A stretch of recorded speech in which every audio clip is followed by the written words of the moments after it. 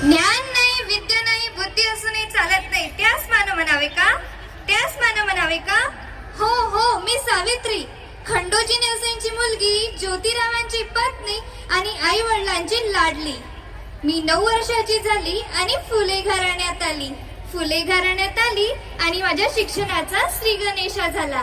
माझे धनी म्हणजे ज्यांना मी शेठजी म्हणायची, त्यांनी मला शिकवायला सुरुवात केली. माझा हात थरथर थरथर थरथर कापत होता. या थरथरणाऱ्या हाताला शेठजींनी आधार दिला. या थरथरणाऱ्या हाताला शेठजींनी पकडलं आणि पाठीवर लिहायला सुरुवात केली. या थरथरणाऱ्या हाताला शेठजींनी पकडलं आणि ह्यो हात कधीच सोडला नाही बघा. मी पहिला शब्द शिकली तो म्हणजे शेठजी. शेठजींनी मला शिकवलं, लिहायला शिकवलं, वाचायला शिकवलं, कधी घरी तर कधी झाडाखाली नेऊन शिकवलं. एकदाची शेठजीची साऊ शिकलीच, लिहायला शिकली, वाचायला शिकली, शेठजींसारखीच बुक वाचायला शिकली आणि शेठजींसारखाच मोठा विचार करायला शिकली. पण बाई शिकली म्हणून समाजातील लोक कपाळावर आटा पाडत होती, नाव बोट ठेवत होती. मग तो कसोट्याचा दिवस उगवला. 1848 ला पुण्याच्या भिडेवाड्यामध्ये आम्ही मुलींची पहिली शाळा काढली. पण पुणे हादरले.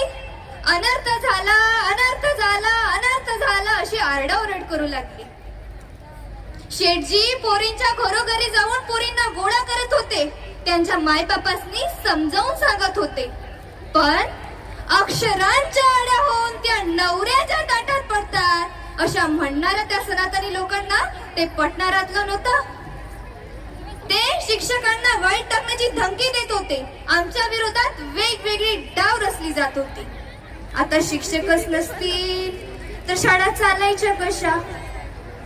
शेठजी विचारात पडले. मी शेठजींना म्हणाले, शेठजी, अहो तुम्ही कसला विचार करताय एवढा? तुम्ही नका काळजी करू, मी आहे नवा, मी आहे नवा, मी शिकवेल पोरींना. तवा मी माझं मन घट्ट केलं आणि टाकलं पहिलं पाऊल. रस्त्यानं जाताना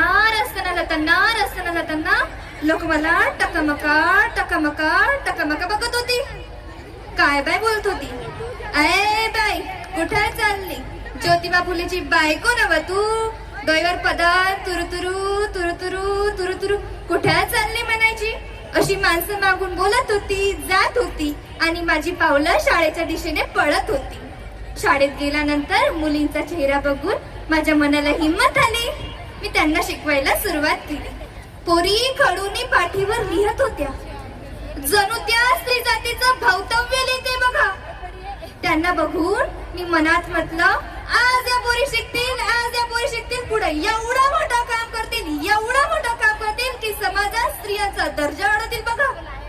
तुम्हाला सांगू का, मी शाळेत जायची तेव्हा कोणी माझ्यावर चिखल फेकायचं, कोणी दगड फेकायचं, कोणी टोमणी मारायचं, तर कोणी फिदी फिदी फिदी फिदी फिदी फिदी हसायचं.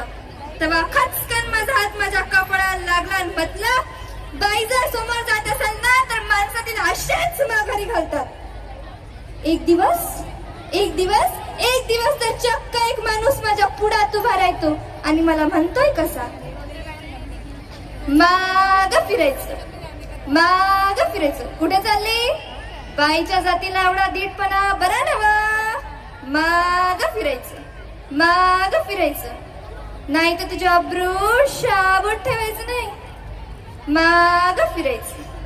मनात म्हटलं, का रे भावांनो, तुमचं सर्व काही बाईच्या अब्रूजवळ येऊन थांबतं का? असा उचलला हात आणि दिलं त्याच्या थोबाडीत. तेव्हापासून माझा सर्व वचक बसला. बाईच्या जातीला एवढं कणखर असावंच लागतं. दिवसे मागून दिवस गेले, अंधारात तेवढा उजेड आला आणि 4 वर्षात आमच्या 18 शाळा झाल्या बघा आणि त्या दगावल्या सुद्धा. पुढे आम्ही बालहत्या प्रतिबंध गृहाचे काम, आश्रमाचे काम, सती प्रथा, स्त्रियांना घराबाहेर न पडू देणे या सर्वांवर विरोध केला. कारण आनंद होता तो आया बाया शिकत आहे याचा.